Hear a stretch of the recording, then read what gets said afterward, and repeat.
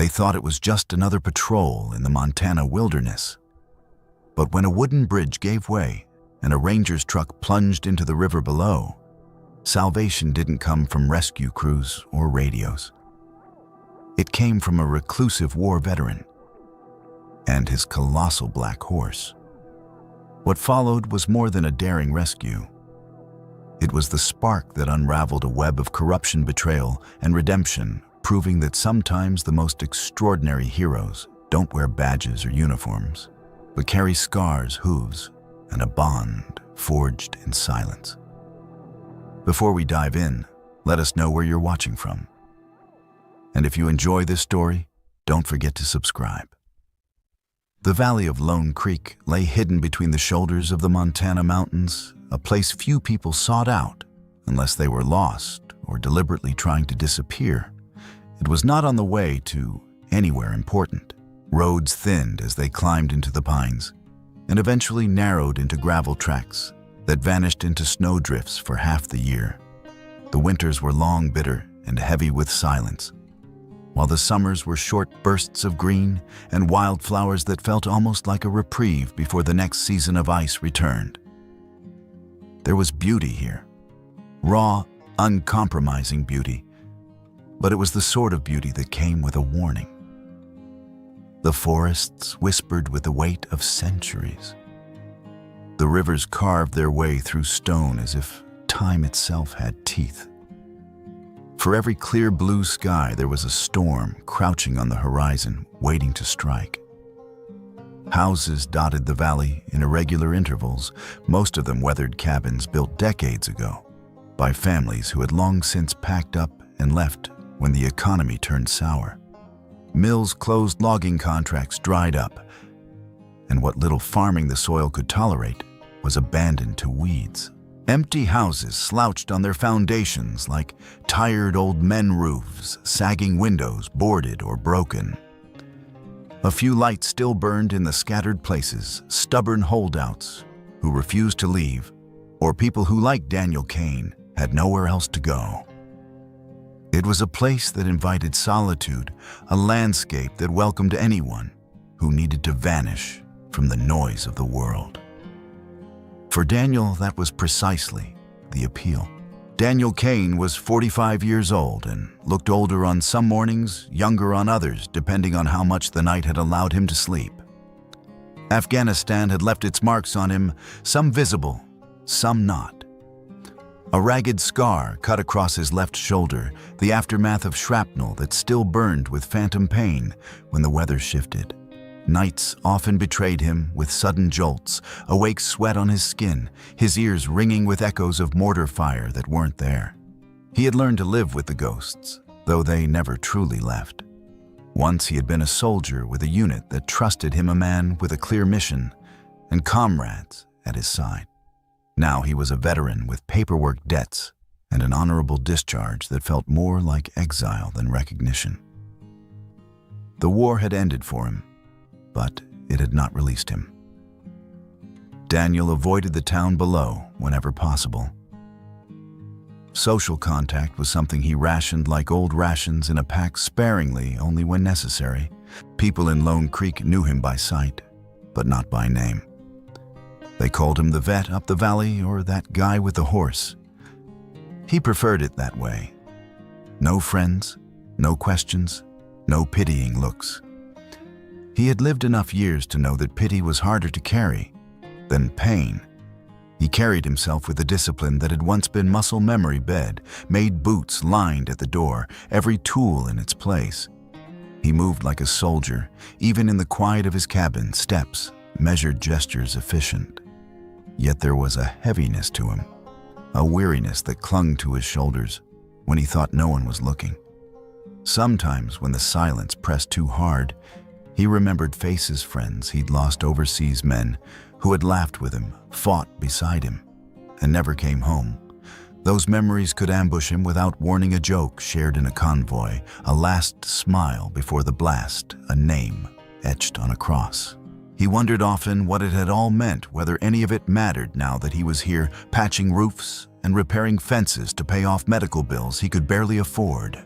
His life in Lone Creek was stripped down to the essentials. The cabin he lived in had once been built as a hunter's retreat. Now it leaned a little to one side, its wood gone gray with weather. The roof leaked in the spring, and the floorboards groaned underfoot, but Daniel refused to abandon it. It was his, in a way. Nothing else had been since he'd stepped off the plane from Kabul. He earned what little he could by working with wood-mending sheds, fixing porches, cutting beams for neighbors who still bothered with small farms. His hands, though scarred and stiff, still knew how to coax strength out of timber.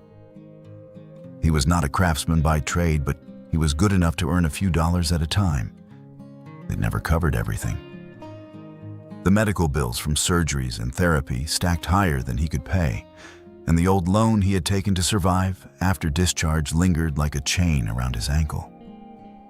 But he endured. Survival was something he knew how to do. Every morning followed the same rhythm. He rose before dawn, boiled water for the harsh black coffee he preferred, and stood on the cabin porch as the world shifted from shadow to light. Afterward, he cleaned the small shed that served as a stable, feeding the creature that had become his companion. Then he walked the ridges of the valley boots, sinking into the dew, the air sharp enough to remind him he was still alive. That companion was Raven. The horse was unlike any other Daniel had seen, a massive black stallion, whose coat gleamed like polished obsidian in the sun, whose eyes glowed amber in the dark. Raven carried the size and presence of something wild, a creature carved from the wilderness itself. Most horses looked at people with a kind of polite distance, but Raven's gaze was unnerving in its intelligence. It was as if the animal understood more than it should, as if it listened not only to words, but to silences. 3 years ago, Daniel had pulled Raven out of a slaughterhouse pen, a place where unwanted horses were sent to die. He hadn't planned on it. He'd only gone there to deliver scrap lumber, but something in the stallion's eyes had stopped him cold. Those eyes mirrored the same hollow grief he sometimes saw in the mirror after nightmares. Without thinking, Daniel had paid what little he had signed papers with a trembling hand and led the horse out into the cold air. Since that day, they had been inseparable. Raven was no ordinary horse. He responded to unspoken cues, shifted when Daniel shifted, halted when Daniel's breath caught. Commands were hardly necessary. Often the stallion seemed to know what Daniel wanted before the thought was fully formed.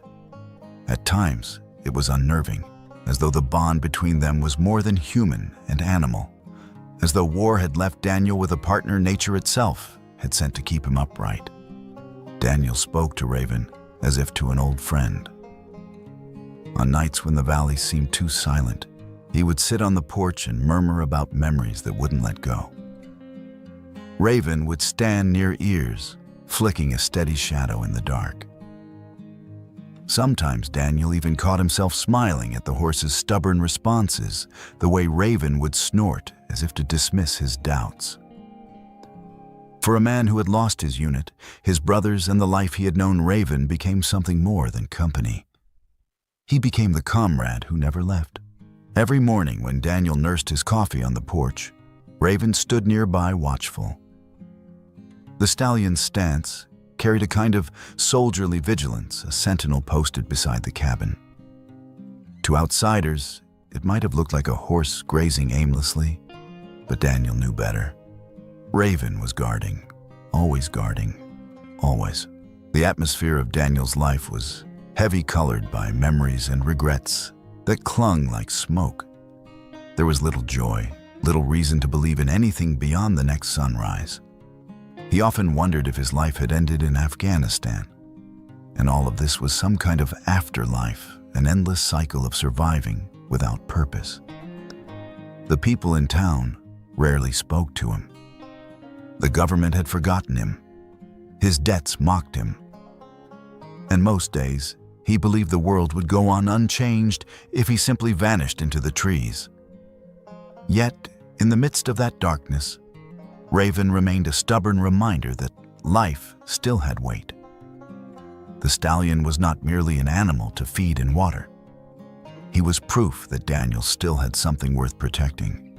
Raven's loyalty, his sharp instincts, his quiet strength, and these things kept Daniel tethered when the world threatened to pull him under. The horse was more than flesh and bone. He was a symbol of survival, of resilience, of a bond that endured even when everything else was broken. The morning broke quietly over Lone Creek, the kind of quiet that seemed older than the valley itself. Early spring had not yet decided if it wanted to stay. Snow still clung in patches beneath the trees, and the earth was damp with thaw. Mist curled low across the ground, weaving between pines and aspens, until the whole valley looked like it had been swallowed by a pale, shifting sea. The air was heavy with moisture, cool against the skin, and the silence of the place was broken only by the distant murmur of water moving under the last of the ice. Daniel Kane rose as he always did before the light had fully claimed the ridges. He brewed his coffee black and strong, the bitter taste an anchor against the restless edge of his nerves. Sitting on the porch of his cabin, he wrapped both hands around the chipped mug, watching steam mingle with the fog. Beside the steps, the colossal stallion stood a dark silhouette against the pearl-gray dawn. Raven's presence was as much a part of this ritual as the coffee. He never wandered far in these early hours, preferring to linger near the cabin like a sentinel waiting for orders. The world felt unchanged, suspended in a kind of stillness that could fool a man into believing nothing in it would ever shift. Daniel had come to depend on mornings like this, the repetition of them, the sameness. It was a fragile peace, a loop he allowed himself to believe in, even as he knew peace could be shattered by the smallest of cracks. And on this morning, that crack appeared subtle at first, but undeniable. Raven was not himself. The stallion usually carried an aura of calm, a patience born of both size and experience. He was steady even in storm winds, unbothered by coyotes yipping in the distance, or branches breaking in the forest. That morning, though, his muscles were taut beneath the black sheen of his coat. His hooves struck the earth with restless rhythm, each stomp echoing in the damp air. His ears were pinned forward, unmoving, locked on something unseen. He drew in sharp breaths, nostrils flaring as if he were catching scents carried from far off. His mane flicked as he tossed his head, amber eyes focused on a direction beyond the cabin, beyond the fog, as though some invisible signal called to him. Daniel followed the line of Raven's gaze and saw nothing but mist and trees. But the stallion would not relent. "Easy boy," Daniel muttered, setting his mug aside. He stepped down from the porch boots, sinking into damp soil. His hand brushed Raven's neck, feeling the quiver of tension there. The horse shifted, snorting, then looked directly at him, before swinging its head again toward the east. Bear Creek lay that way several miles out. The old wooden bridge crossed a narrow stretch of river that locals still use despite its age. Daniel had walked it many times on patrols. There was nothing remarkable about it, nothing that should cause a horse to react this way. And yet Raven stared at it, as if the bridge itself were calling him, demanding his attention. The stallion stamped harder, tail lashing, then turned his head back to Daniel again. His eyes burned with urgency, a message too plain to ignore. "We need to go there." Daniel's first instinct was to dismiss it. Animals spooked at shadows, it smells too faint for human senses. But Raven wasn't a nervous creature.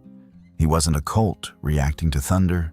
He had carried Daniel through storms, without a flinch, had stood calm, while deer burst from the brush under his nose. This was different. This wasn't fear. It was focus, a memory stirred, dusty, unwelcome, but sharp. Afghanistan. Heat shimmering off broken ground. The heavy panting of a Belgian Malinois straining at the end of its leash. Daniel's sergeant had muttered under his breath, "Never ignore the dog. If it tells you something's wrong, believe it. The animal knows before you do." And the sergeant had been right. That dog had smelled IEDs hidden beneath roadbeds, had alerted to ambushes before the first shots were fired.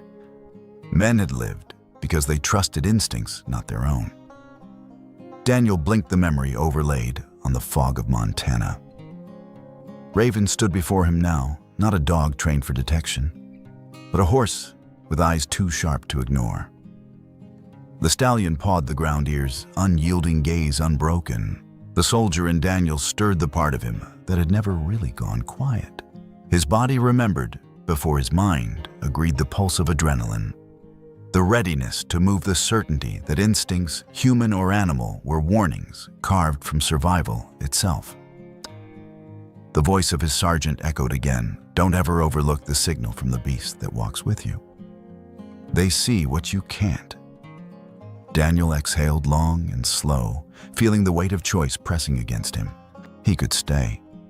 He could chalk this up to restlessness, let the morning continue its march toward normalcy.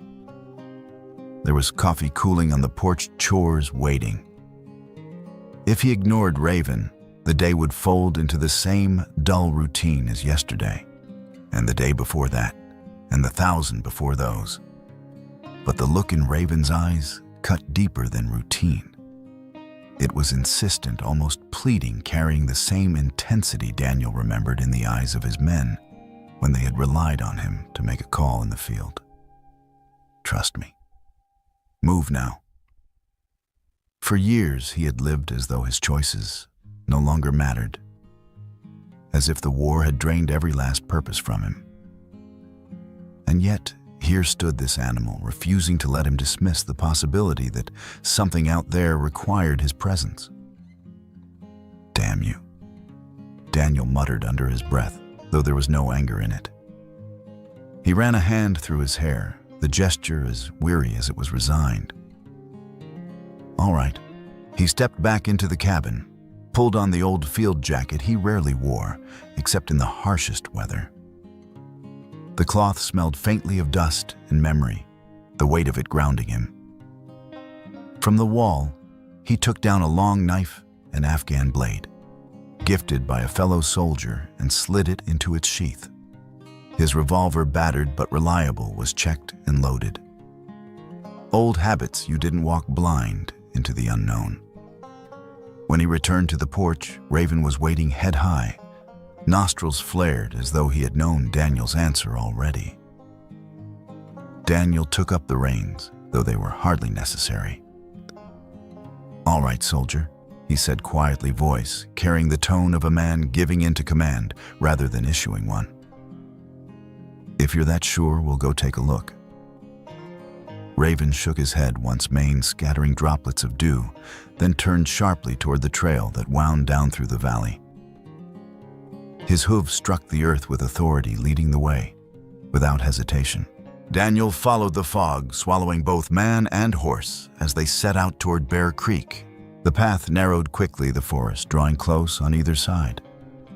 Pines rose like sentries, their trunks slick with moisture. Birds startled from branches at Raven's approach, fluttering into the mist with shrill cries. The air grew colder as they descended, the kind of cold that sank into joints and whispered of rivers near at hand. Daniel's mind worked in the silence, piecing together what little he knew. Raven had never reacted like this before, not in 3 years. He trusted the stallion as he had trusted his brothers in arms, and that trust had rarely failed him. If Raven wanted him to see something, then something was out there.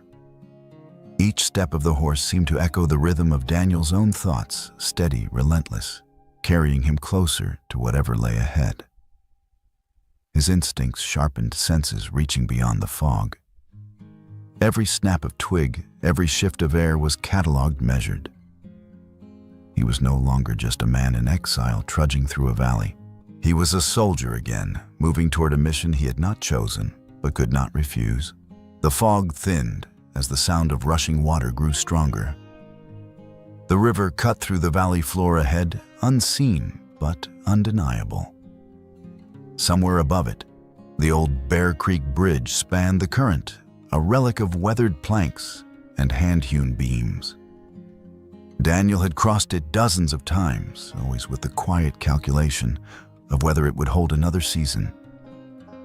But Raven's urgency suggested something more than rot and age. The stallion quickened muscles bunching beneath dark hide as he led Daniel down the final slope. Daniel adjusted his grip on the reins, his pulse steady but alert.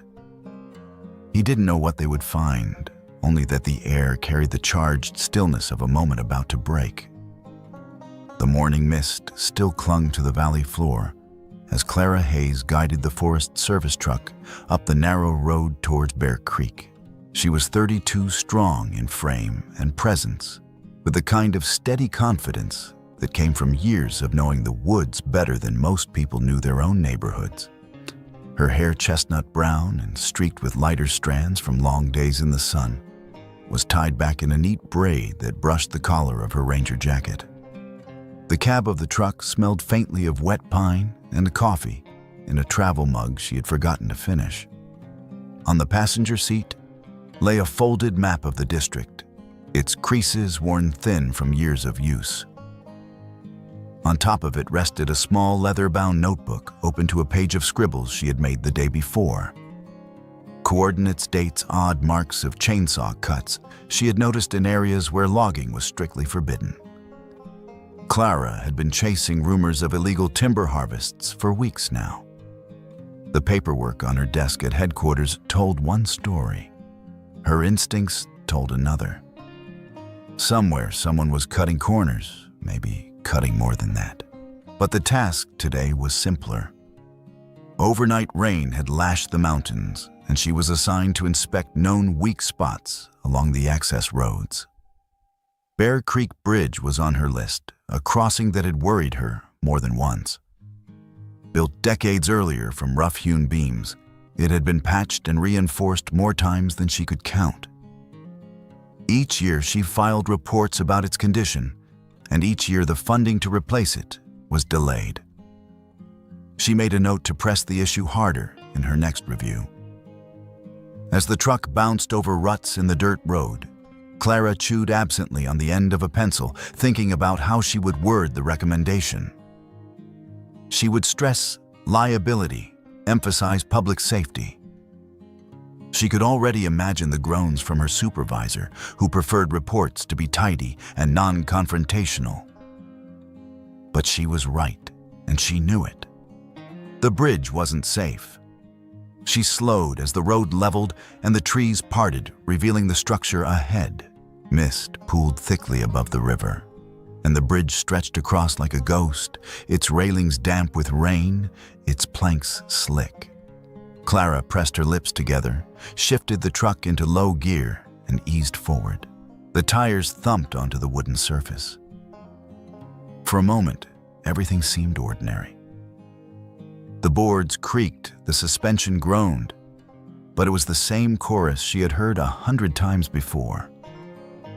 She glanced at the notepad, reminding herself to mark the exact location of the deepest sagging beams.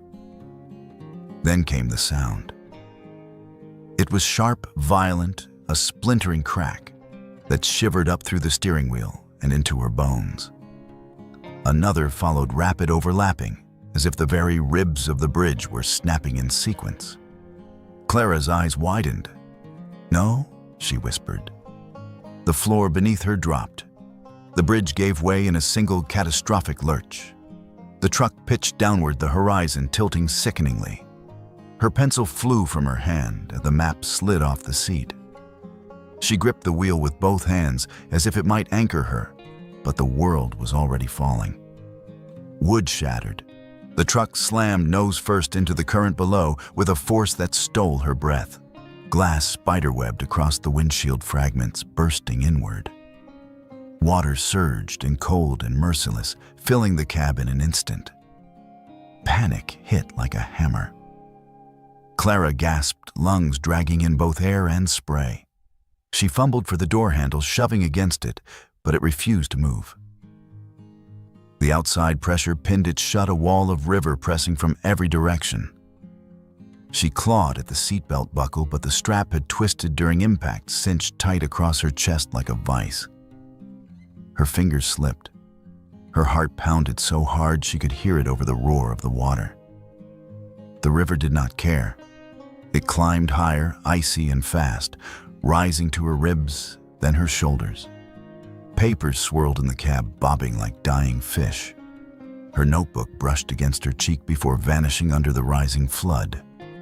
Clara gasped again, but her breath was shallow now, frantic.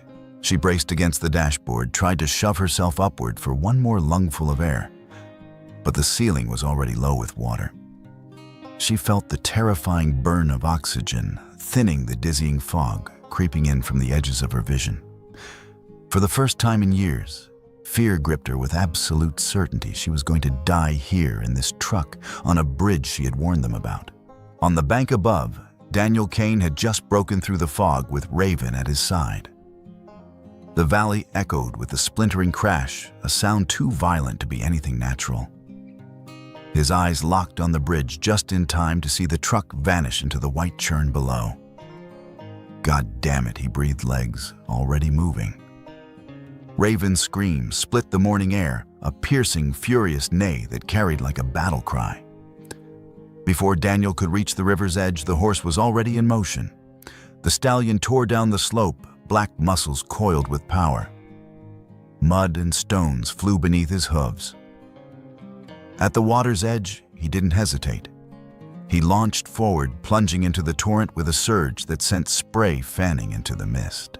The river tried to shove him back, but Raven cut through it, his massive frame driving into the current like a living engine.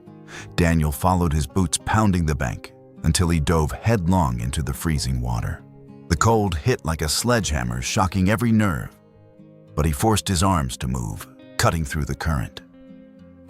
Through spray and debris, he saw Raven battling the river, fighting toward the half-submerged truck.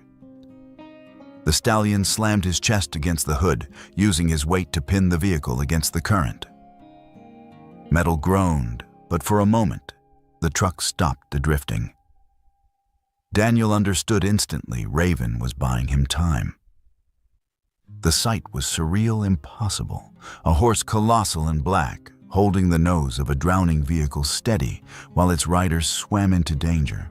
Daniel reached the side of the truck, fingers numb, knife already in his hand.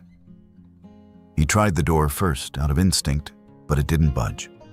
The water pinned it shut as surely as steel. Inside, he glimpsed movement, a woman thrashing her hair, fanning out like dark kelp, her face pale and terrified. He slammed the butt of his knife against the side window once, twice, 3 times. The glass fractured, then burst outward.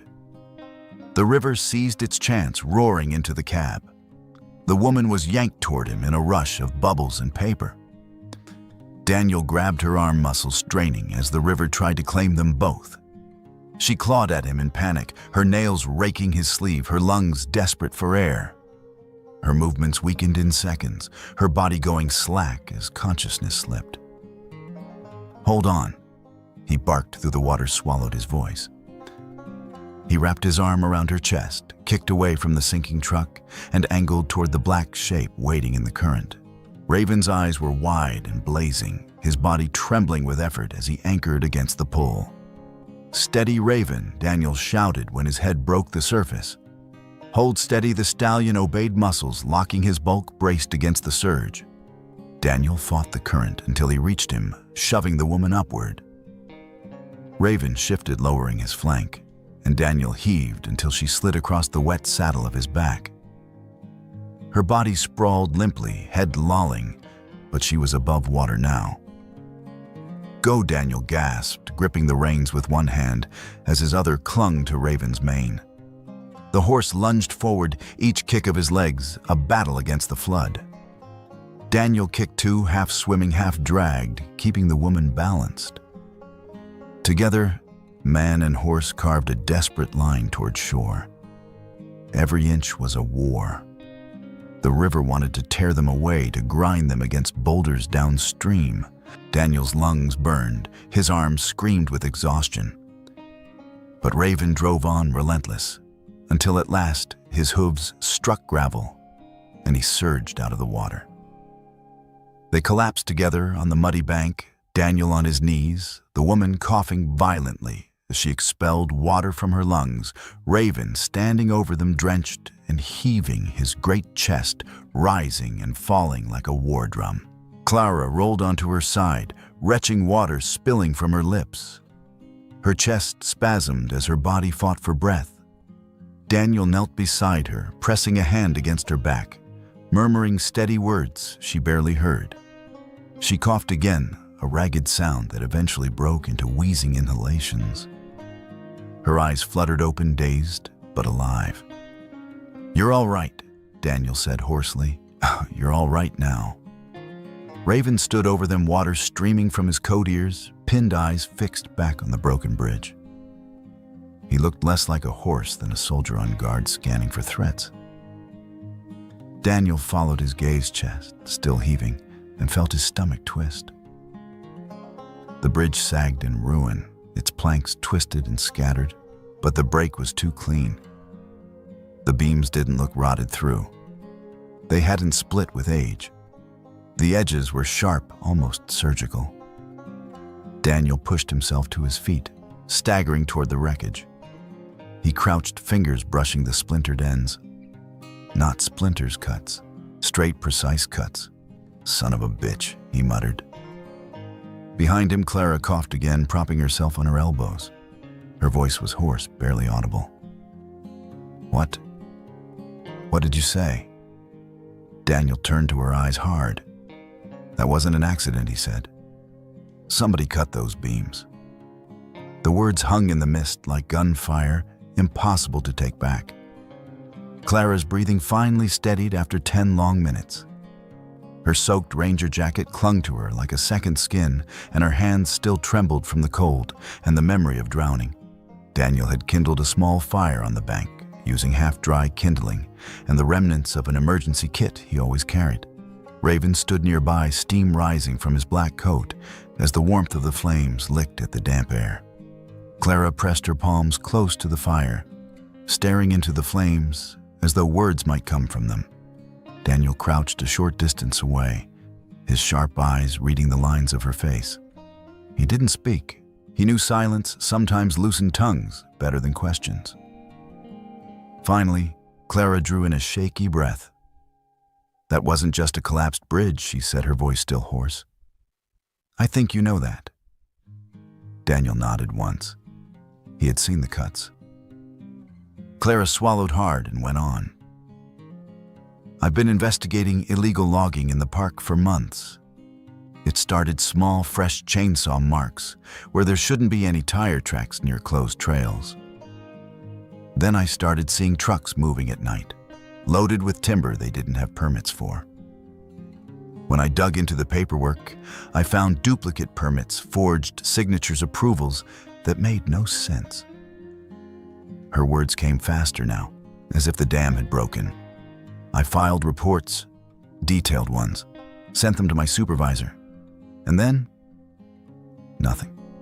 No follow-up, not even an acknowledgement. Just silence, like my reports disappeared into a void." She shivered again, but Daniel couldn't tell if it was from cold or from memory. 3 weeks ago, I got a letter. She pulled a crumpled scrap of paper from her pocket and the ink blurred, but still legible.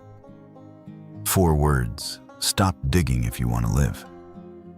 Daniel's jaw tightened. "I thought maybe it was just intimidation," Clara said. "But the last few days, I felt eyes on me. Last night, driving back from the station, I swear a truck followed me half the way. This morning, I was planning to document the bridge's condition again, and then..." She gestured helplessly at the wreckage downriver. "Now I'm sure. That collapse wasn't an accident. It was meant for me." Her voice cracked on the last word. For a heartbeat, she looked less like the strong, steady ranger, and more like a young woman forced to admit death had brushed against her. Daniel reached for a piece of driftwood, tossed it into the fire, and stared at the sparks. "They wanted to make sure you didn't file any more reports," he said. His mind pulled him back thousands of miles to a place of dust and fire. Bridges in Afghanistan had fallen under his watch too, not from age, but from hands that wanted them gone. He remembered the pop of explosives on a supply route, the plume of smoke, where a convoy should have passed safely. He remembered locals whispering that bridges were never safe, that enemies always watched the choke points. What he had seen on the beams of Bear Creek matched those memories exactly. Straight, deliberate cuts. Wood weakened in the right places, so the weight of a truck would do the rest. "They sabotaged it," Daniel said, his voice low, but certain. "I've seen it before. Different tools, different soil, but the same intent. Take out the bridge trap, whoever's crossing. Sometimes it was to cut supply lines. Sometimes it was to make a statement." Clara looked at him, her eyes wide. "This wasn't sloppy," he continued. "Whoever did it knew exactly where to cut, how much to leave, so it would hold until just the wrong moment. That's not just some lumber thief trying to scare you. That's training." Her brow furrowed. "Training, military, paramilitary. Someone who studied sabotage. I can smell it." Clara blinked at the certainty in his voice, then whispered, "You think this is bigger than logging?" "I think," Daniel said slowly, "that whoever's running this has experience. And I know a name." He spat the word like it tasted bad.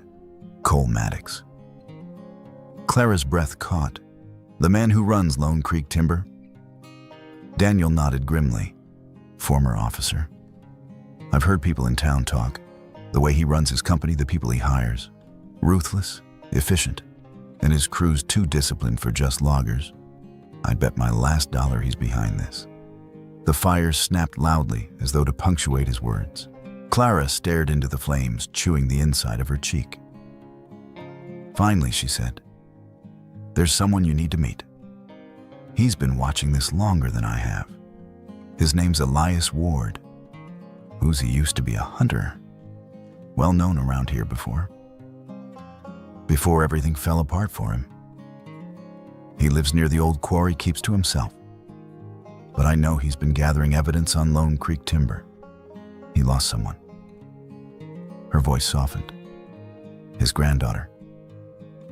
Daniel looked toward Raven, who flicked an ear as if listening. Then back at Clara. Her face was earnest, her eyes carrying both exhaustion and resolve. "All right," he said. "Let's go hear what he has." Raven carried them both through the forest, his hooves thudding steadily against soft earth. Clara sat behind Daniel, her arms hesitant at first, then tightening around his waist as Raven climbed a slope slick with moss. The air smelled of wet soil and pine needles of a wilderness that seemed untouched but wasn't. They reached the edge of the abandoned quarry near dusk. The land there was scarred, stripped bare in patches where machines had once bitten into the earth. A small cabin crouched at the tree line, smoke trickling from its chimney. Elias Ward stepped out before they reached the porch, as if he had been listening for them. He was 62, but grief had aged him beyond the number. His frame was lean, almost gaunt, his hair gray and wild. His eyes, though, were what struck Daniel most hollow but sharp like glass, cracked but unbroken. He carried a rifle slung loosely over one shoulder, more habit than threat. "What brings a ranger and a stranger to my doorstep?" Elias asked, his voice rough. Clara slid off Raven's back and approached carefully. "We need to talk about Lone Creek Timber." For a long moment, Elias said nothing. Then he gestured them inside. The cabin smelled of wood smoke and old leather. Shelves lined with jars of dried herbs and ammunition stood against the walls. A single photograph rested on the mantel, a young girl with bright eyes and a gap-toothed smile holding up a fishing pole almost as tall as she was. Lila, Elias said when he saw Daniel looking. His voice thinned. She was 10. Loved the woods more than anyone I've known. Clara touched his arm gently. Daniel needs to hear what happened. Elias sank into a chair, his hands knotting together. 2 years ago, she was playing near the old mine shaft while I was setting traps nearby. The ground gave way. At least that's what they told me afterward. Said the soil was unstable. An accident. But I knew better. That land had been torn hollow by illegal logging the runoff, undermining the shafts. They'd weakened it for profit. My Lila paid the price. His voice broke. He covered his face with one hand. After that, my wife left. Couldn't bear to look at me, couldn't bear the place. I stayed. Hunting, tracking, watching. Because I knew someone had to pay. Daniel felt the weight of the man's grief settle in the room like an extra presence. It was the same weight he had carried for lost brothers overseas, the weight that never left but hardened into obsession. "You started collecting proof?" Daniel said quietly. Elias looked up, eyes glinting. "Damn right I did." From a corner, he dragged out 2 wooden crates, their lids worn smooth from years of handling. He set them on the table and opened them. Inside lay stacks of photographs, notes, tapes, evidence. "Here," Elias said, pulling one photo free. It showed a truck loaded with fresh-cut logs moving down a mountain road at night. The license plate was deliberately smeared with mud, but the outline of the company logo on the door was faintly visible. They think driving at night makes them invisible. Not to me. He spread a map next, red circles marking weak bridges, ravaged clearings, trails rerouted around hidden cuts.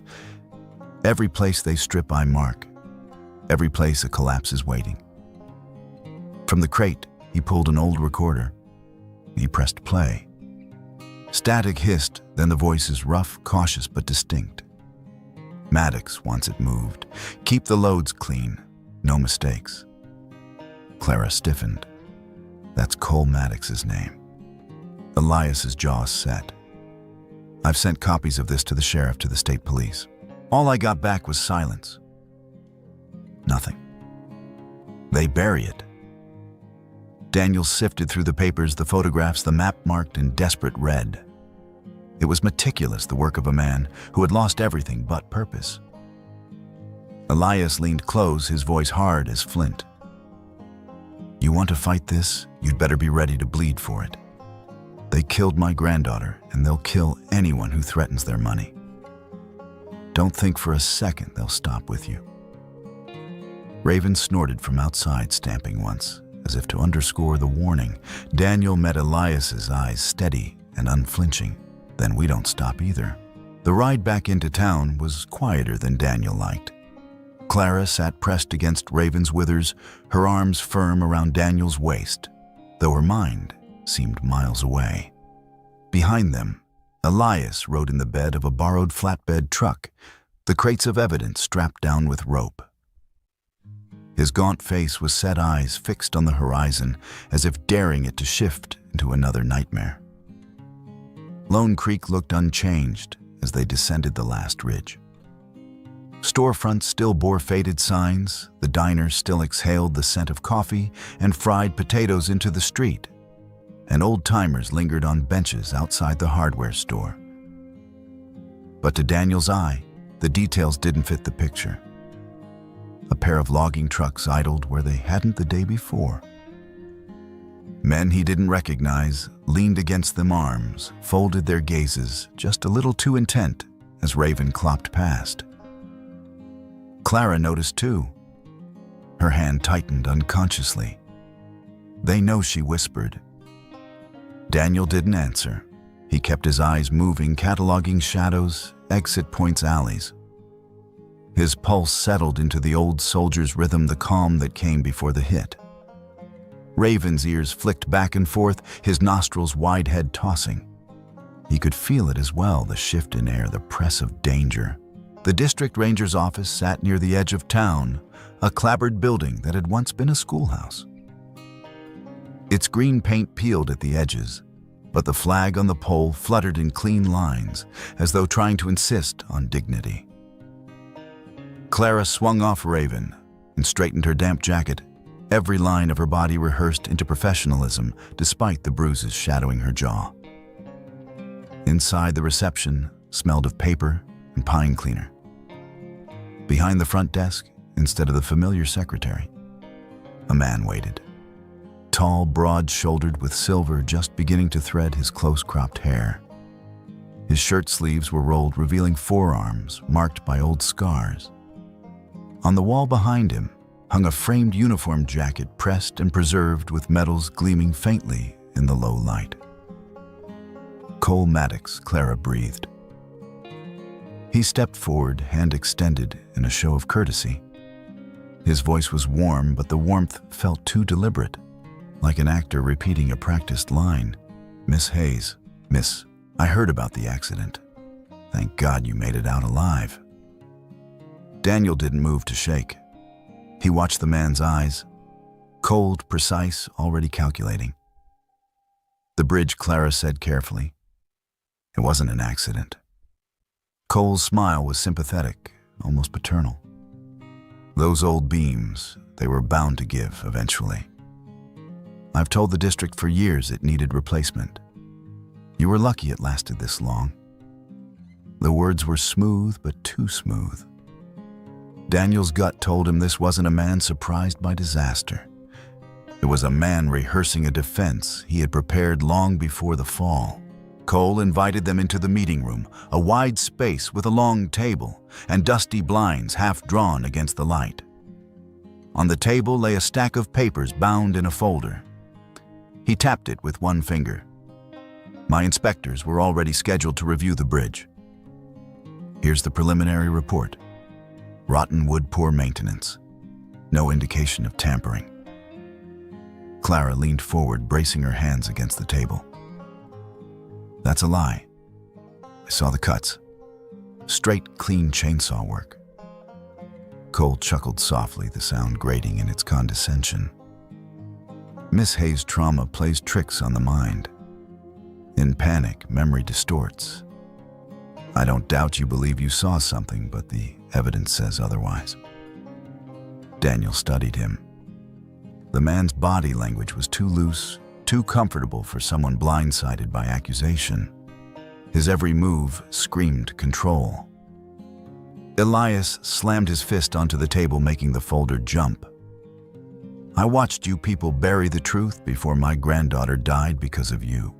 His voice cracked with fury, and for a heartbeat his grief filled the room like thunder. Cole didn't flinch. He glanced at Elias the way one might look at a stray dog.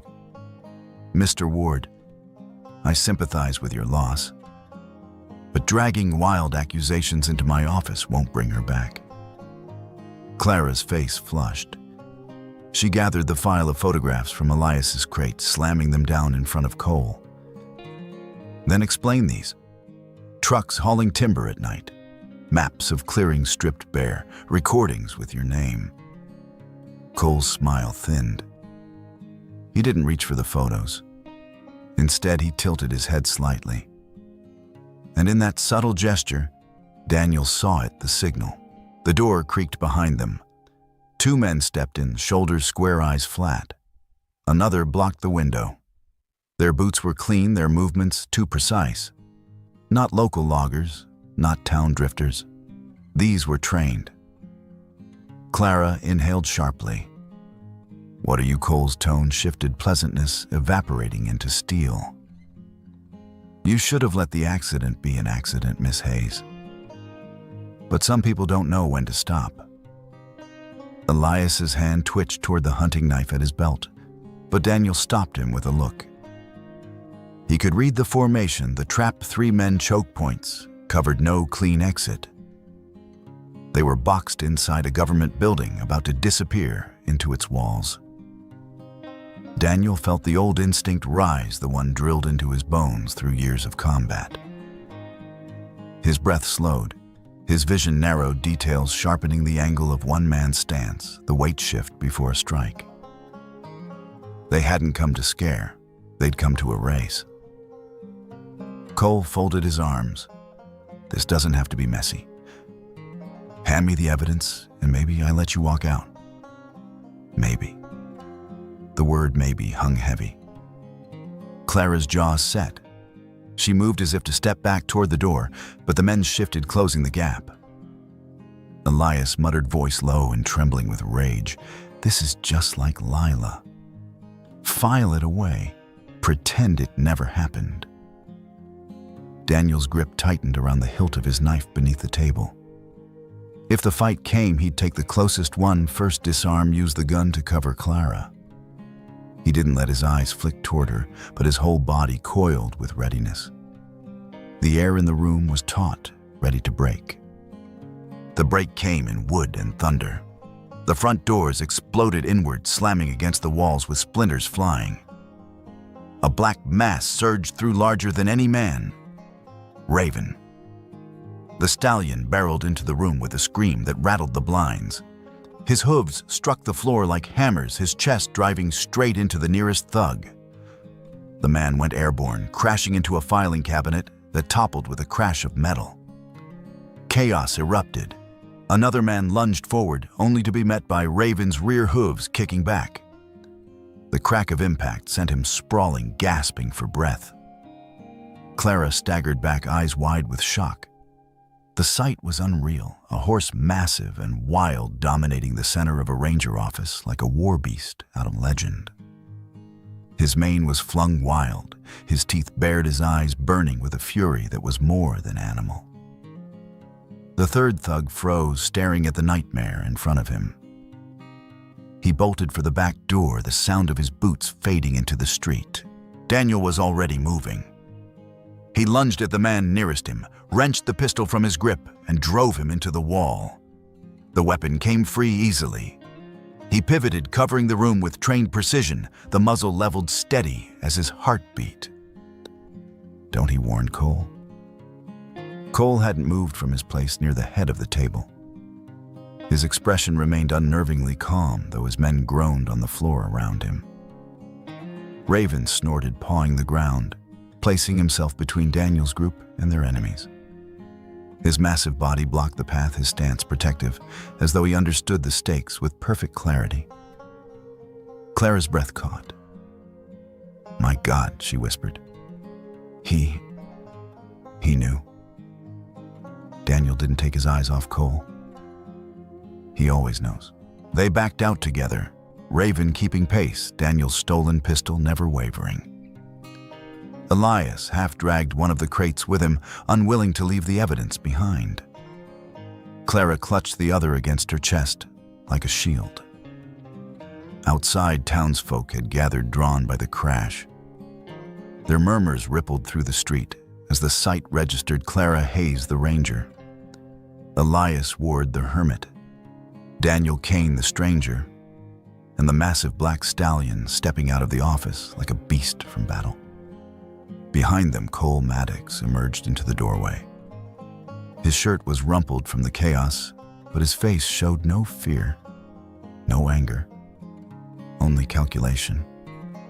His eyes met Daniel's across the distance, unblinking, as though measuring him the way commanders once measured enemy officers across a battlefield. Daniel felt the recognition settle deep in his gut.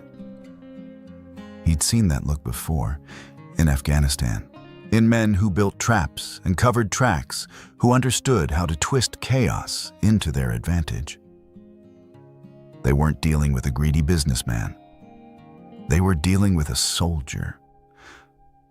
Daniel holstered the pistol, jaw set.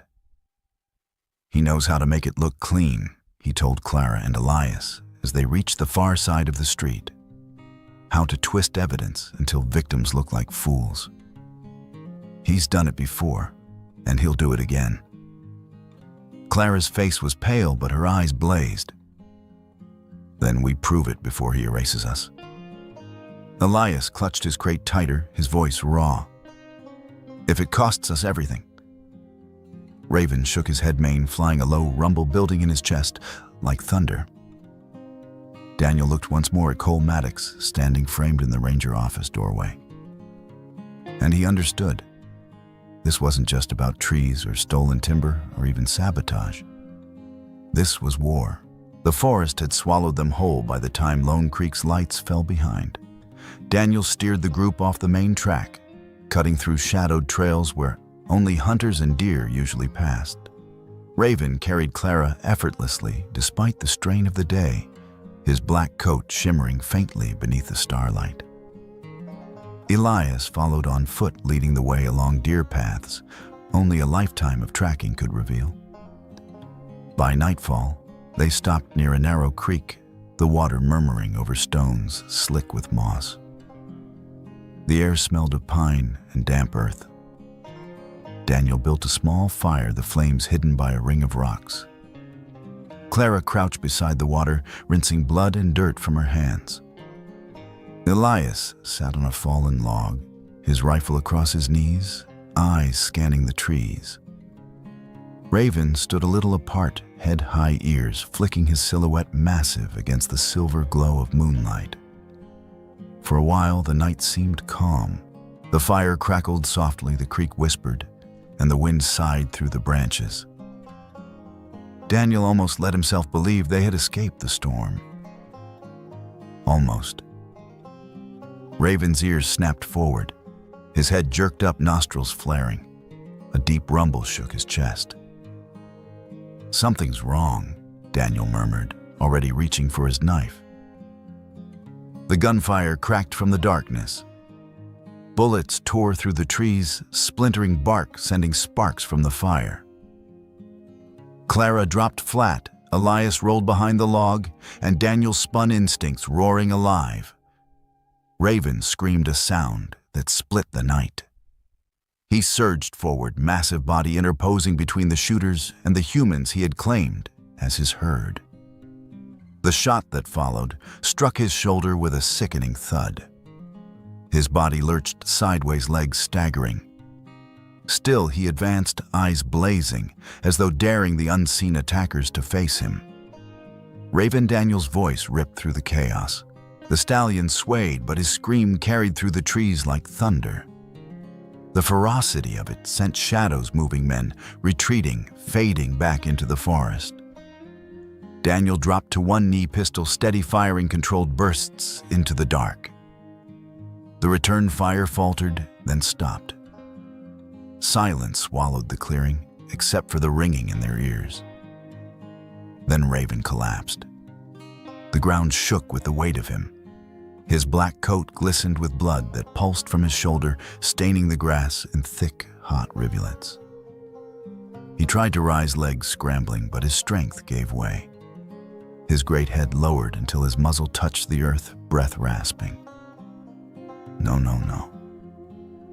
Clara crawled to his side, her hands slick with his blood, before she even realized she was touching him. "Stay with us, boy. Please." Daniel knelt hard beside the stallion, pressing his hand to the wound. Warmth spilled through his fingers, too fast, too much. "God damn it!" He growled, pressing harder, his combat training flashing through him in useless fragments. Clara, get cloth, anything. Elias staggered closer, eyes wide, grief and rage colliding across his face. For a heartbeat, he seemed frozen, as though watching Lila's death replayed before him. Then he dropped to his knees and tore strips from his own shirt, handing them over. Daniel bound them tight, but Raven's breath came rougher, rattling deep in his chest. His great amber eyes flicked between them, glassy but determined, as if to say he would not leave, not yet.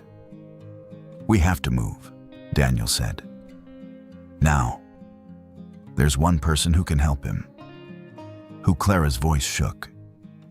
"Dr. Hannah Lowe. She's the only vet who'll know what to do." They reached Hannah's place an hour later. Every step of Raven's staggering gait etched into Daniel's memory. Blood trailed them like a scar through the forest. Daniel led, pulling on the reins, coaxing, pleading, while Clara pressed against Raven's side, whispering encouragements through her tears. Elias trudged silently behind face carved from stone. Hannah's property stood at the far edge of the valley, a sanctuary of wood and wire pens filled with the faint scents of hay and disinfectant. Lights glowed in the windows of her barn, and the barking of dogs announced their desperate arrival. The woman herself emerged from the barn, wiping her hands on a towel. She froze when she saw the black giant staggering toward her crimson, soaking his side. "Dear God," she whispered. "What in heaven's name happened? No time." Daniel barked. "He's bleeding out. We need you." Hannah's eyes widened, but only for a moment. Then her training took over. "Get him inside, now." Stall 3. She spun on her heel, barking orders to assistants, who seemed to materialize from the barn's shadows. Together, they half-led, half-carried Raven into the wide, straw-lined stall. He collapsed with a shudder, the timbers creaking under his weight. Hannah knelt immediately at his side, her hands moving with swift, sure motions. "Never seen anything like this," she muttered, eyes tracing the wound. "He should be down for good, but he's still fighting." "What kind of horse is this?" Daniel crouched beside her, voice low. "The kind that doesn't give up." Minutes bled into hours. Hannah and her team worked with surgical focus, cutting away blood-matted hair, probing with forceps. Raven groaned once, a deep, haunting sound, before sedation finally claimed him. When Hannah stepped back, peeling off her gloves, her face was grave. The bullet tore through the shoulder, nicked a major artery, damaged muscle. "If I don't operate, he'll die within the night." "Then operate," Daniel said instantly. Hannah met his eyes with equal firmness.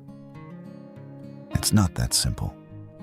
Surgery like this is delicate, risky, and expensive." "How expensive?" Clara asked, her voice barely above a whisper. Hannah hesitated. "Supplies, equipment, round-the-clock care? At least 15,000, and even then." She drew in a breath.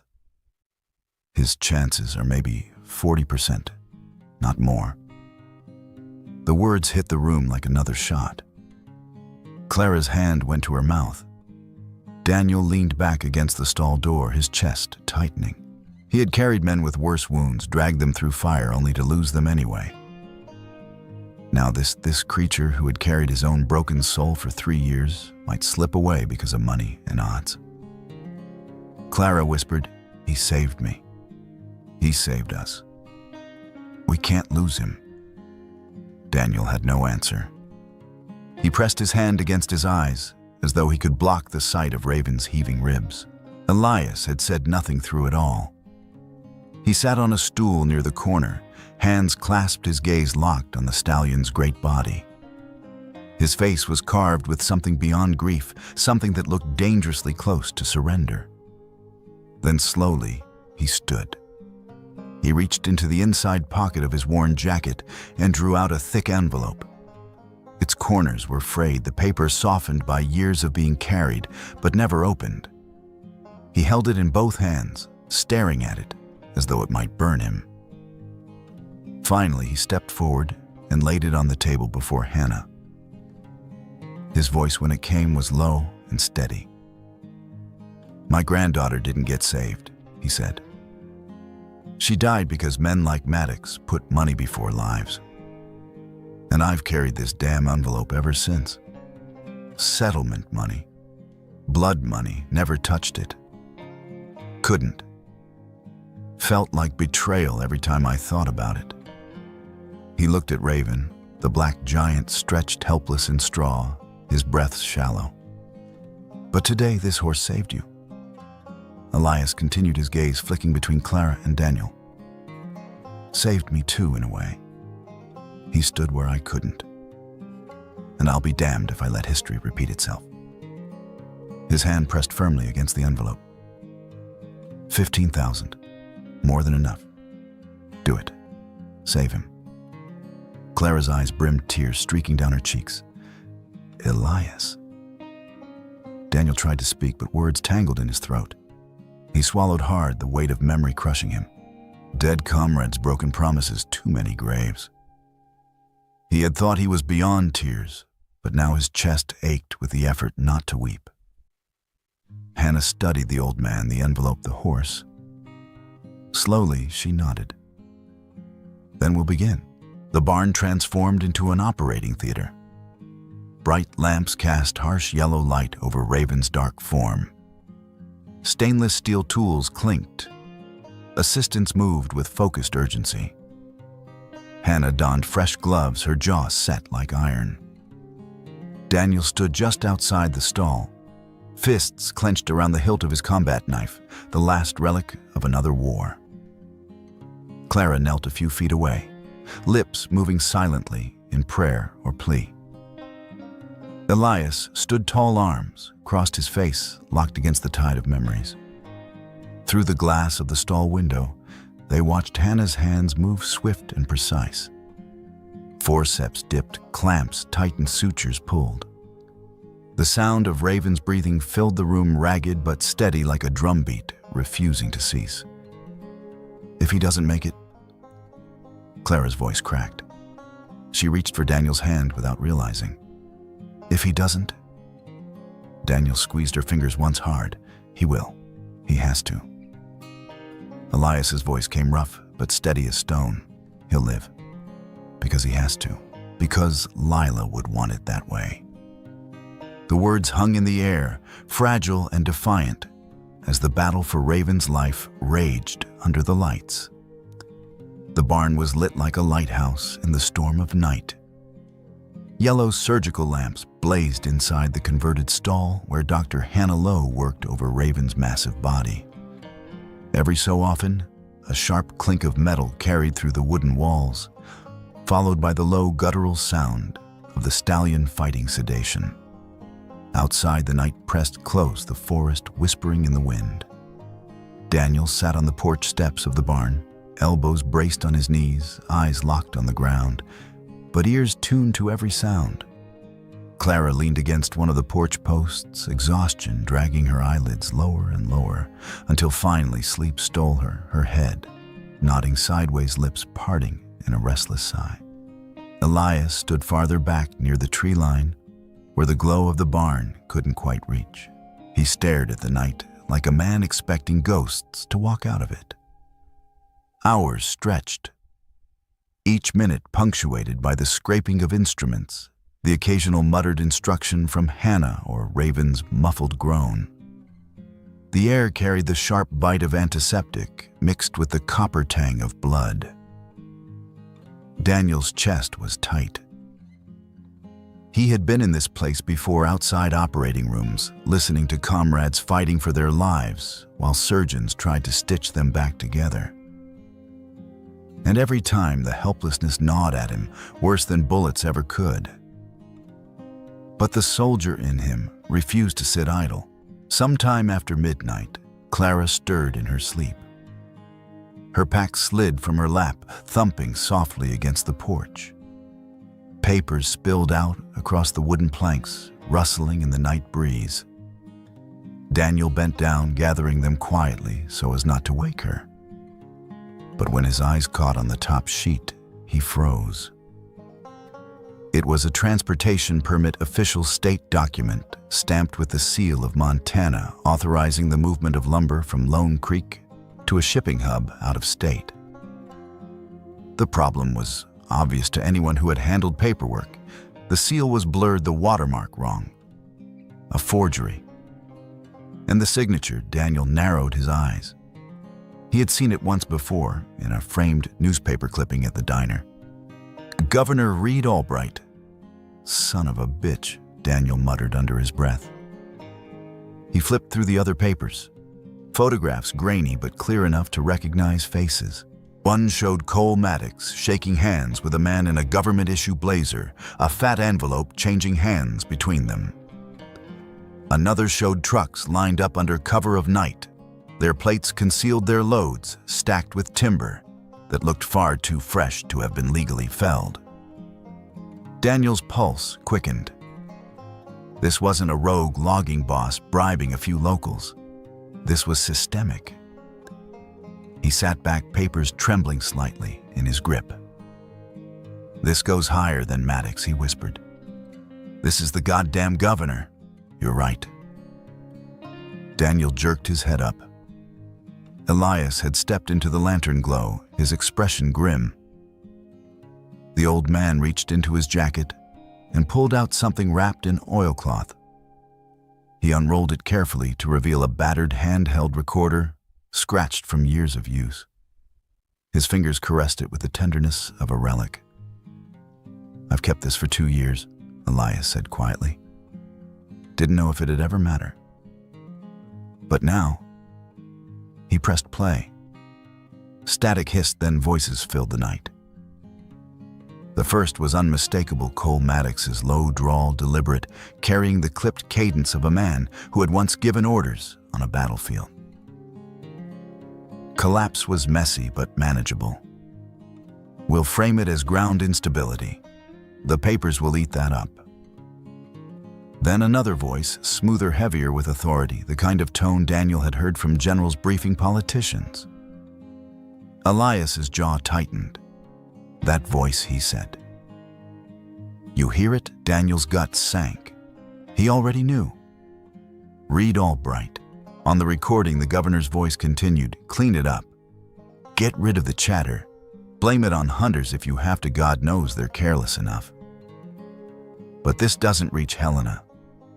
Do you understand me?" Maddox's chuckle followed, crystal clear. The recorder clicked off. The silence that followed was heavier than gunfire. Elias's fists clenched until the knuckles whitened. "My Lila died in that collapse.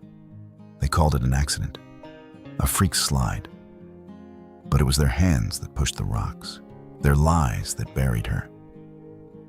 Daniel's jaw ached from how hard he was grinding his teeth. He looked at Clara. She had stirred awake during the recording, her face pale, eyes wide as the words sank in. "They killed a child," Elias said, voice trembling. "And they laughed about it." The three of them sat in silence for a long while, the rain beginning to patter lightly on the barn roof, mixing with the steady hum of the surgical lamp inside. Daniel spread the papers on the porch, laying the forged permits beside the photographs beside Elias's recorder. Slowly the fragments assembled into a picture none of them wanted to see. "Illegal logging," Clara said softly. "That's just the surface." Daniel nodded. "It's cover. They're stripping timber to make way for something bigger. Supply chains, access routes. Once the forest's gone, no one questions trucks running day and night." Elias added, "And those trucks aren't carrying just wood. They're hauling minerals. Rare earth, copper, maybe uranium. The mountains are rich and they're bleeding them dry. Money laundering through timber sales," Daniel continued. "Profits funneled into shell companies. Maddox handles the dirty work, sabotage, intimidation, accidents staged to look natural. Albright signs, the papers keeps the press quiet, smooths it all over with state contracts."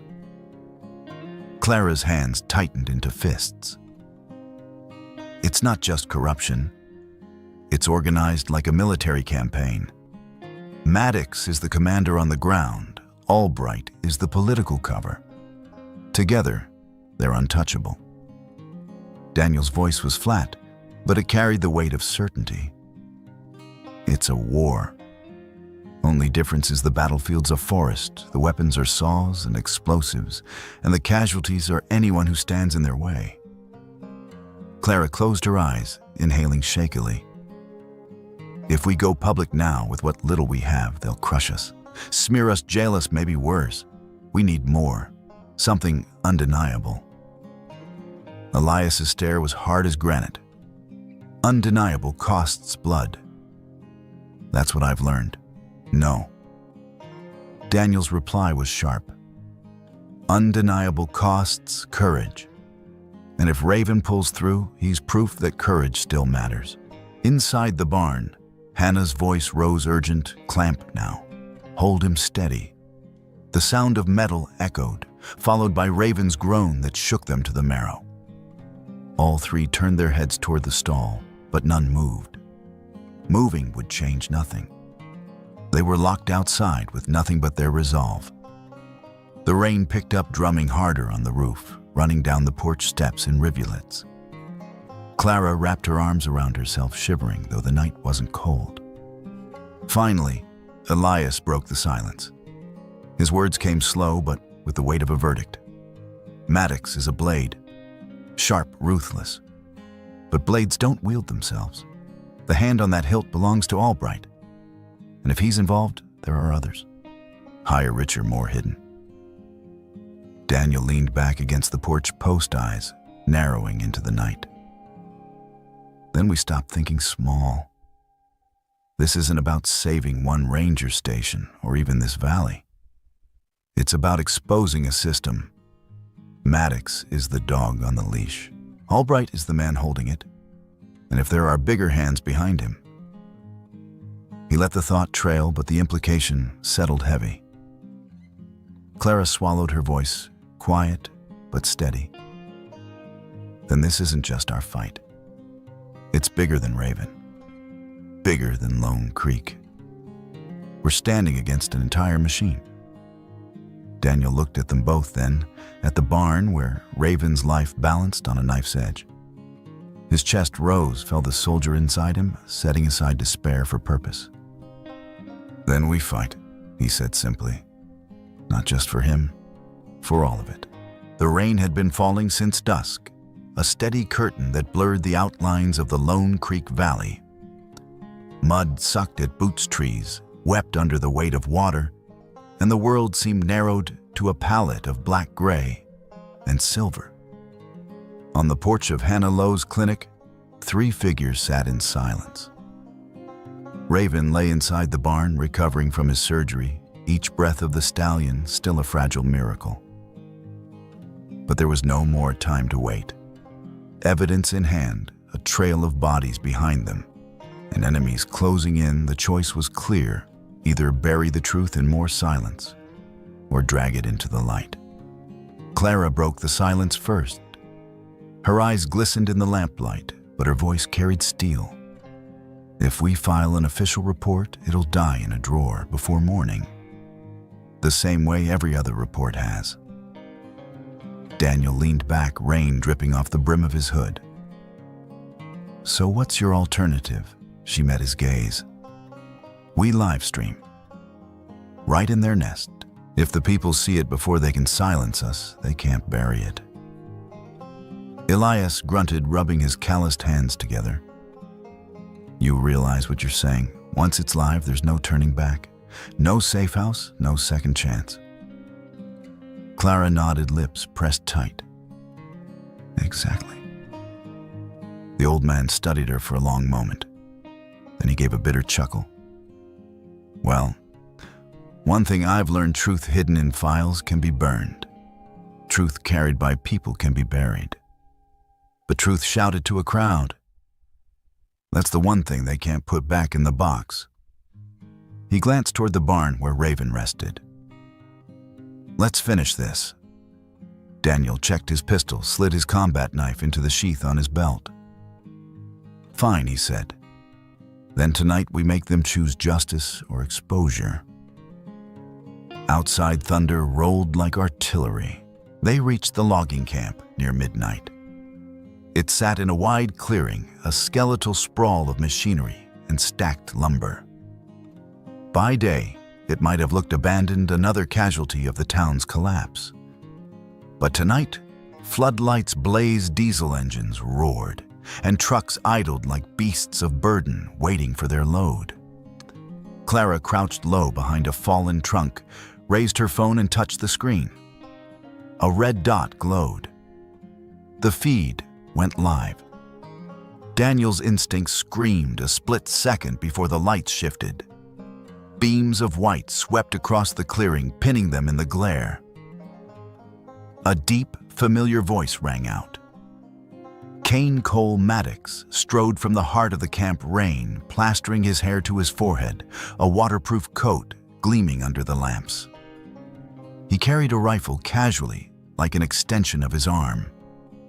Behind him, a dozen men fanned out mercenaries, not loggers. Their formation was tight, overlapping arcs of fire, the kind Daniel had seen countless times in Afghanistan. Cole stopped a few paces from the nearest pile of timber.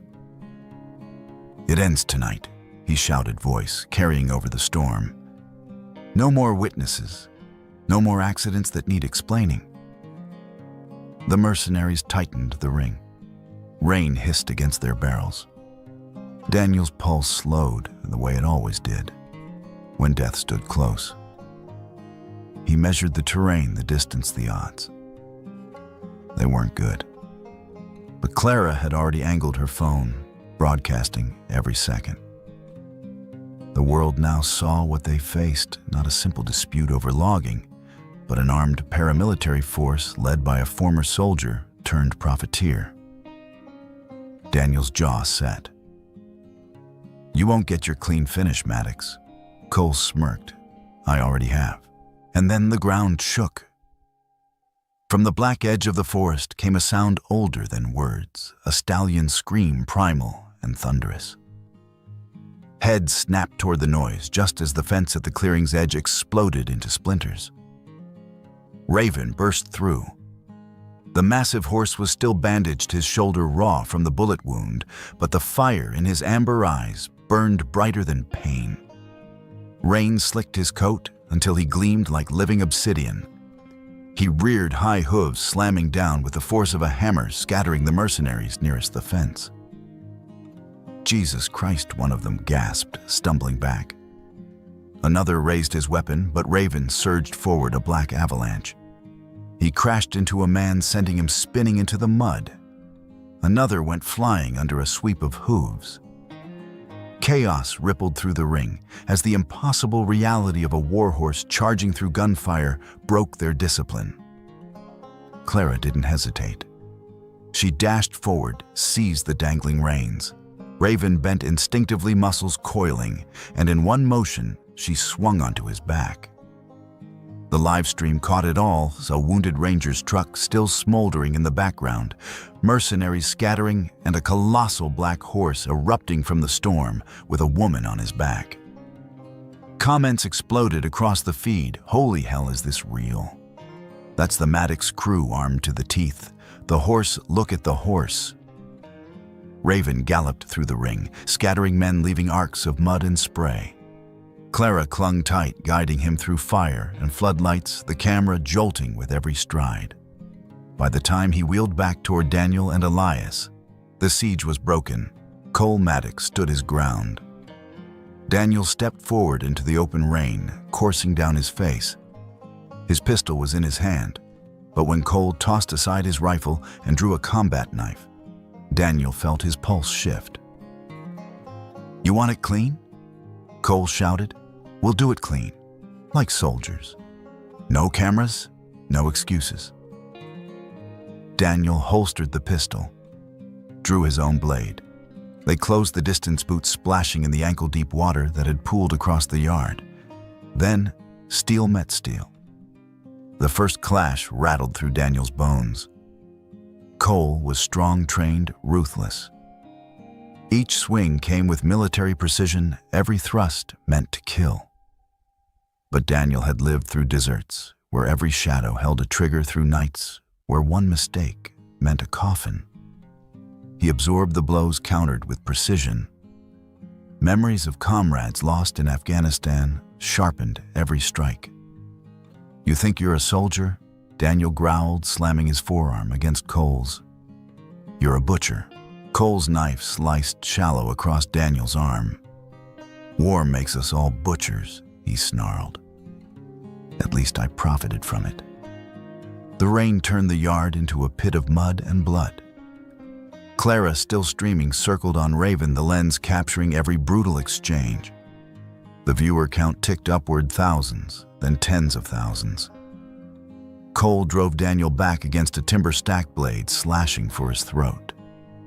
Daniel twisted, shoved, answered with a savage headbutt that cracked bone against bone. Cole reeled, but only for a heartbeat. "You can't win," Cole spat, charging again. Daniel's knife flicked, parried, then caught Cole's wrist. In a single motion, he twisted, slammed the man face first into the mud, and drove his knee between Cole's shoulder blades. The blade hovered at Cole's throat. "You're finished," Daniel said. His voice was steady, but his hand trembled with restraint. "Not because I kill you, but because the whole damn state is watching."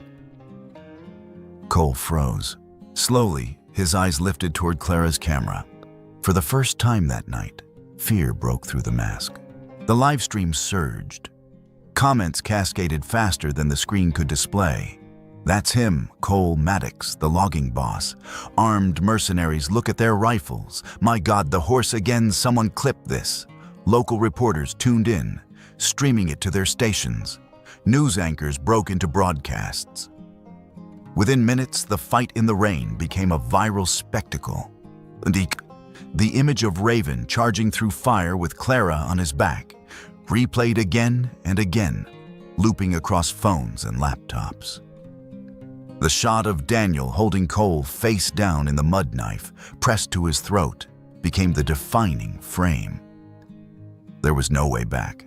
Daniel bound Cole's wrists with rough ropes scavenged from the camp. Mud streaked his face, blood mixing with rain. Clara steadied the camera, making sure the image was clear. Elias stepped into frame, eyes hollow but blazing. He faced the lens squarely. "My granddaughter Lila Ward died 2 years ago. They called it an accident, but it was murder. Tonight you've seen the truth. The man responsible stands here in chains. This is where justice begins." Cole thrashed against the rope. "You fools," he shouted, voice ragged. "You don't understand, I was just the blade. Albright was the hand, the governor ordered it." The words hung in the night, carried by the live stream into thousands of homes. Viewers flooded the feed. "He just named the governor, it goes to the top." "Read Albright, investigate him," sirens wailed faintly in the distance. Police cars, drawn by the uproar they could no longer ignore, sped toward the camp. Daniel tightened the knots, then rose, staring down at his beaten adversary. "Game's over, Maddox." And for the first time, Cole Maddox had no retort. The storm that had drowned the logging yard passed in the night, but its echo rolled through the state for days. By morning, the live stream had been clipped, captioned, and shared across every platform that could carry a video. News vans carved ruts into the logging road. Helicopters slapped the air above the clearing. Reporters shouted questions toward yellow tape and blinking patrol lights. The image that led every broadcast was the same: a colossal black horse shouldering through floodlights and gun smoke while a ranger clung to his back. A veteran pinning a paramilitary boss into the mud. A confession flung at a phone held high. Cole Maddox didn't leave the camp as a commander. He left in cuffs, his face gray under stripes of dried rain and blood. Officers read him his rights in the headlight glare, while Clara steadied the camera for one last tight frame. Daniel watched them load Cole into the cruiser, jaw clenched, every muscle braced for a last-minute twist. None came. The car doors shut. The convoy rolled away. By noon, the governor's office had released a statement categorically denying any involvement and promising to assist fully. By evening, the wording shifted to deep concern and administrative leave. Within 48 hours, the State House steps were a wall of microphones. Reed Albright read from a page with both hands, the words slipping as he tried to control the tremor in his voice. He spoke of personal accountability and distractions from governance. Then he said the word that mattered most: resign. Federal agents followed the cameras into town. Subpoenas multiplied. Warrants went out. A line of unmarked sedans appeared at Lone Creek Timbers headquarters, and the padlocks went on. The same sheriff who had nodded politely over Elias's envelopes for 2 years stood in the glow of the nightly news promising cooperation and reforms, and something that sounded like repentance. Behind the spectacle there were interviews. Long, careful, draining interviews. Daniel, Clara, and Elias sat under fluorescent lights in windowless rooms, telling and retelling the story until the edges went raw. Every statement was transcribed, every timeline cross-checked. Agents asked about chains of custody, about who held which crate on which day, about the small sound. Between 2 words on a recording that proved a meeting happened where the governor said it did not. They asked how a horse had appeared like a battering ram inside a ranger office. Daniel's answer never changed. He knew. Protection followed the questioning, quiet but firm. Unmarked cars idled near the clinic. A deputy dozed in a folding chair outside Hannah's barn. Phones that had rung with threats went silent, then rang again with offers, with thanks, with prayers from strangers who had watched the feed on kitchen tables and in roadside diners and in hospital rooms where night shifts stretched long. The state did not change overnight, but something cracked. And once a crack runs straight through the center of a lie, it spreads. Raven healed in inches. At first, he lay still beneath lights that never fully cooled breath. Rising and falling beneath bandages, Hannah changed with hands that never faltered. The stallion's shoulder was a map of the sutures, and shaved fur the harsh geometry of medicine stitched into the powerful sweep of an animal made for motion. Antibiotics, fluids, gentle sedation. Long hours of watching for small signs, a twitch in ear. Flick the shift of a rib cage that meant the pain crested and ebbed. Hannah's voice was steady whenever she came to the door to report. Stable, holding, responded. When she finally said he's coming back, Clara's knees gave, and she sat down hard on the barn aisle, laughing and crying in the same breath. The video of his charge had gone everywhere. Children sent crayon drawings, a black triangle horse with amber circles for eyes, a stick figure ranger on his back, rain drawn as blue lines slanting across the page. Letters came from rescue stables and police K-9 units and firefighters who knew what it meant to run toward a burning thing. A conservation group in Colorado shipped a pallet of feed. A woman from Maine mailed a hand-stitched blanket with a loyal horse on one corner and the words "Black Horse" of Lone Creek on the other. Reporters knocked with sugary smiles, and microphones held like flowers. Hannah turned most of them away. "He's not a prop," she said. "He's a patient." When she let a camera crew in, it was for 15 seconds from the far end of the aisle. The shot was simple, a dark flank rising and falling, a bandage clean and white against black, a hand reaching lightly to stroke a broad forehead. No commentary, no voiceover. It spread all the same. For all the talk, Daniel measured progress by what he could feel beneath his palm. He came each morning at first light, standing in the quiet, while the dogs in the outer kennels settled from their breakfast chorus and the barn warmed from the night. He watched for a flicker of recognition when he spoke, for the way Raven's ear ticked toward his voice before an eye opened. "Hey, soldier," he'd murmur, and sometimes Raven's nostrils fluttered in that almost laugh that had kept Daniel sane through winters. When Hannah finally nodded him in without a mask and said, "Careful," he stepped into the stall as though entering a church. The day Raven stood by himself, the world narrowed to the stall. He rolled his weight forward, testing bracing. Muscles worked under satin black hide, the great column of the neck. Bowed, the shoulder held tight against the pull of new scars. Clara held her breath so long that Hannah touched her sleeve and mouthed, "Breathe." Raven gathered himself and rose. When he found his feet, he stood there breathing hard, head low, asking nothing but a moment. Daniel laid his hand against the warm slope of the neck and felt a tremor that was not fear. It was the body remembering that it was strong. Raven lifted his head. The stall windows poured in late afternoon light, the kind that makes dust motes look like gold leaf. He answered that light with a long, proud call that rolled through rafters and down the lane to the road. Hannah laughed out loud.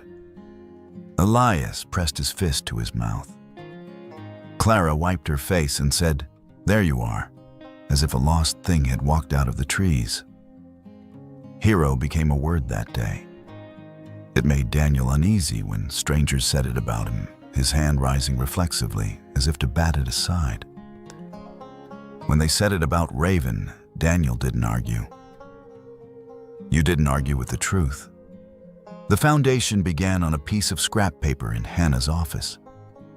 They needed a bank account for donations that had started to pile up in envelopes and online. "We need a name," Hannah said, flipping her pen in her fingers. Something honest. Elias had been quiet all morning. He reached for the pen, wrote in slow block letters, and slid the paper back. Lila Foundation. He didn't explain. He didn't need to. The room held both the weight of the name and something that eased under it. Not forgiveness, not yet. But direction. The charter took shape over a week at Hannah's kitchen table. Mission: protect the forested watershed of Lone Creek and adjacent lands. Document and deter illegal extraction. Provide grants to families harmed by environmental violations. Fund training for rangers and volunteers in field evidence collection. Support equine and canine rescue units used in wilderness enforcement. Clara hammered the language into something grant committees would recognize, without sanding off the parts that mattered. She knew which phrases got calls returned, and which made bureaucrats hide behind policy. Daniel's job was easier to describe and harder to do. Security and investigations, Clara wrote under his name. It summed up trail cameras and night watches, chain of custody logbooks, and Safe Routes Home, a network of veterans who didn't mind crossing a county line at 3 a.m. because someone heard a chainsaw where a chainsaw shouldn't be. He rebuilt his kit from nothing, maps laminated, and marked a battered field radio, refitted a small drone. A list of phone numbers that began with Hannah and Clara and Elias, and grew to include a deputy, a reporter, a judge who had known the law too long to be bought cheap. Elias refused the title of chairman.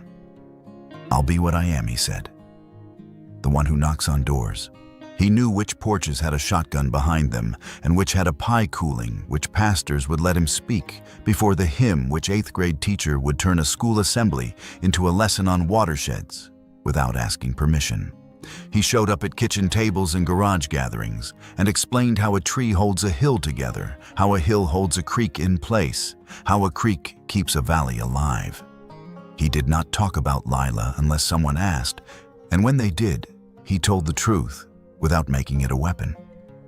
The account filled faster than they expected. Small checks in shaky handwriting, a wire from a conservation organization in Oregon. An envelope of cash slipped under Hannah's door with a note, "For the horse, for the forest, no name." When Clara launched the official page with a 2-minute cut of the live stream and a plain statement of work to come, she added a photo of Raven pressing his forehead to Elias's chest. "We want more of this," she wrote. Not the crying, the choosing. They set up an office in the old feed store. Hannah's nephew painted a sign. Volunteers hauled in desks and file cabinets. A retired accountant named Doris showed up with brownies and a ledger and did not leave until she had labeled everything that could be labeled.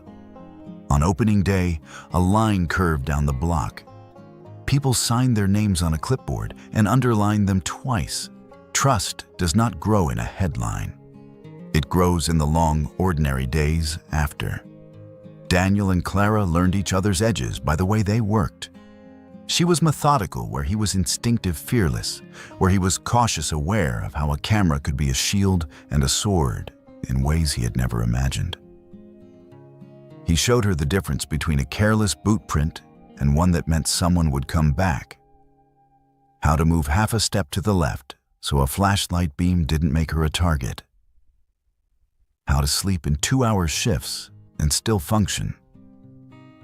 She showed him how to read power without a uniform, who answered calls out of duty and who out of fear, which offices had new locks and why. They did not say much at first about anything that mattered. They didn't need to. The work braided them together.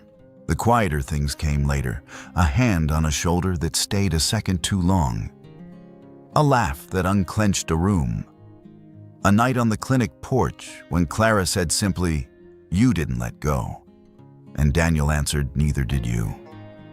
When the paper ran a photo of them at a school assembly, Clara holding a poster about watershed health, while Daniel stood in the back with Raven wearing a padded lead rope. There were comments. Most were kind. A few were not. They learned to let the unkind ones go. "People will always write stories about what they don't know," Clara said. "We just write ours better." Daniel, who had built walls inside himself, high enough to keep out the good with the bad, found a gap and left it. Elias changed in ways only the people closest could measure. The first change was in his house. He put Lila's photograph back on the mantle, not as a marker of pain, but as a promise kept.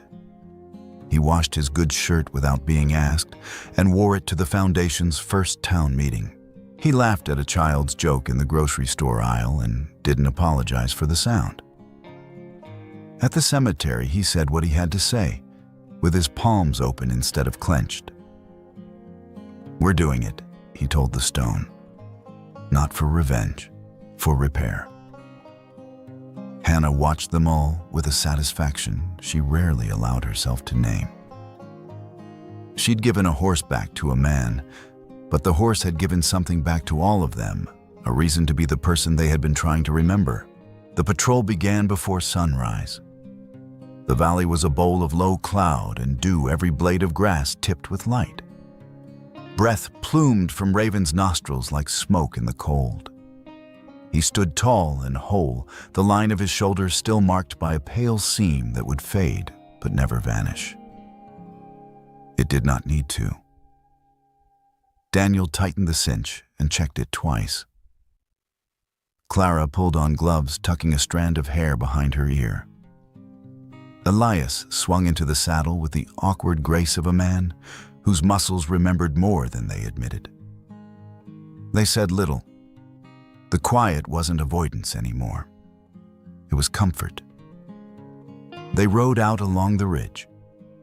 The light came in layers first, the faint brass of false dawn, then a clean spill of gold that cut through fir boughs and found the creek below. Hoofbeats thudded softly on damp earth. The forest made its small morning sounds, a jay scolding a chipmunk declaring ownership of a log that had belonged to 1,000 chipmunks before it. From the high point, you could see the scar where the logging camp had burned away equipment hauled out ground, scraped down to packed dirt. Grass would take it back. Trees would too in time. The bridge at Bear Creek was gone, the river running clean and open, while surveyors mapped a new crossing with numbers that meant safety instead of shortcuts. Somewhere beyond the next mountain courtrooms were calling roll and reading charges and scheduling trials that would grind slowly but not stop. Clara turned in the saddle to look at Daniel. He was already looking back. Neither needed to say what sat between them. We made it this far. We go farther. Elias tipped his hat in a gesture that used to belong to another life and fit this one fine. If she were here, he said she'd tell us to stop talking and ride before the sun gets ideas. Then we'd better keep ahead of it, Daniel said. Raven lifted into a canter, the kind that feels like flying without leaving the ground. The trail unspooled, the creek kept pace, the trees opened and closed like gates. They didn't push him. They didn't need to. It was enough to move together. On a meadow edge bright with early asters, Raven slowed and turned his head toward the forest, as if acknowledging a presence only he could sense.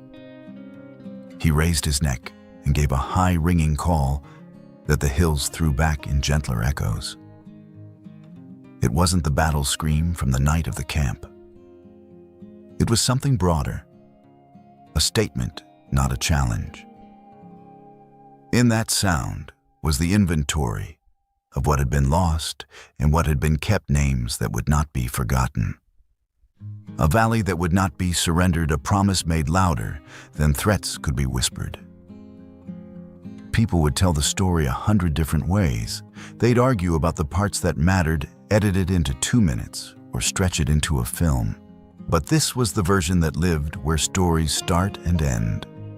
3 riders and a black horse crossing a morning that looked new because it was. No speeches, only nods. No guarantees, only the fact of choosing to go forward. They reached the boundary marker that the foundation had set 2 weeks earlier. A weathered post with a fresh plate stamped with a simple message, Lila's Line. They touched their hands to it in turn, then turned their mounts along the border, taking the first patrol of a day that would need many. Behind them, the sun lifted into the sky and laid light along Raven's back until it seemed the scar on his shoulders shone. He tossed his head once and broke into a run that was not fast, but steady, the kind a horse can hold all day when the path is right. Clara laughed under her breath. Elias's posture eased. Daniel looked down the trail and saw clearly, finally, more than a way out. He saw a way through. Somewhere in town, a child would pick up a crayon and draw a black horse again. Somewhere in the capital, a prosecutor would uncork a binder and begin. Somewhere in a barn, Hannah would close a stalled door and listen to the quiet and be grateful for it. The world was not fixed. It never would be. But it had tilted enough to let the light in. Raven's hooves drummed the rhythm of that truth into the ground. The forest took it up. The creek carried it along. The valley, stubborn, scarred, and beautiful, kept it. Thank you for staying with us until the end of this story. We'd love to hear from you. Share your thoughts in the comments below and let us know your favorite part.